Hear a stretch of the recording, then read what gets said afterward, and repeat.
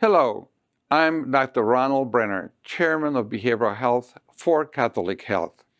A number of risk factors will increase the chances of Alzheimer's disease.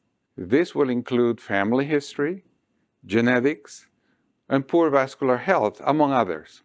Also, approximately half of all Alzheimer's patients will also develop a marked tendency towards agitation. This happens usually in the mid stages of the disease. Overall, approximately 1 in 9 people over 65 will exhibit some symptoms of Alzheimer's disease. There are several symptoms associated with this disease.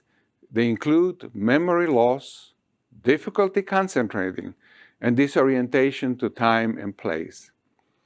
Alzheimer's disease also may be worsened by physical trauma, and particularly head trauma. It also may be triggered by other medical conditions such as hypertension, diabetes, obesity, or smoking. If you or someone close to you appears to be exhibiting signs of Alzheimer's disease, please call Catholic Health. We have the care you need. Call 833-MyLI-DOC. Again, 833-MyLI-DOC, DOC, to locate behavioral medicine specialists near you.